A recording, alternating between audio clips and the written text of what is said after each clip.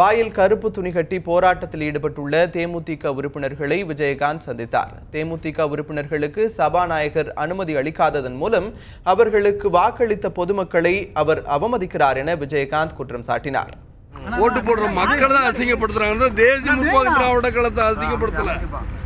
அவங்க சார்பா மக்கள் சார்பாக நிற்கிறேன். இந்தியாவில் எங்கேயுமே நடக்காத ஒன்று தான் இங்கே நடந்துக்கிட்டு இருக்கு. நான் இன்னைக்கும் சொல்றேன், இவங்களுக்கு எப்படி நியாயம் தர்மம் வரும்? இவங்க தலைவி என்ன ஜெயிலில் இருக்கான்னு யாரையுமே பார்க்கல. யாரு? ஜெயலலிதா அவர்கள் தான். நான் சொல்கிறேன், அவங்களே என்ன வீட்டை விட்டு வெளியே வந்தால் தானே சொல்ல முடியும். இதில் பன்னீர்செல்வம் வாசிக்கிறார். நேற்று சட்டசபையில் என்ன வாசிக்கிறார்? நேற்று முந்தான எனக்கு தெரியல. பட்ஜெட் வாசிச்சாராம். இவங்க எல்லாமே பட்ஜெட்டை மரபமாக தான் சொல்லணும். ஆனால் பட்ஜெட்டை இவங்க வழிகாட்டுதல் பேர் தான். என்னையா வழிகாட்டுதல்? இதுக்கு எங்கள் எம்எல்ஏ வெளியே போய் சொல்கிறேன். எங்கள் எம்எல்ஏன்னு நியாயத்தை கேட்க வந்தாங்க. சிட்டிசன்னா அவர் முழுதும் இங்கிலீஷிலே பேசிட்டு ஏன் அதை மாத்திரம் சொல்கிறேன்? தெரியாமையா இருக்கவங்க கேட்க வந்தால் அது ஒரு தப்பா?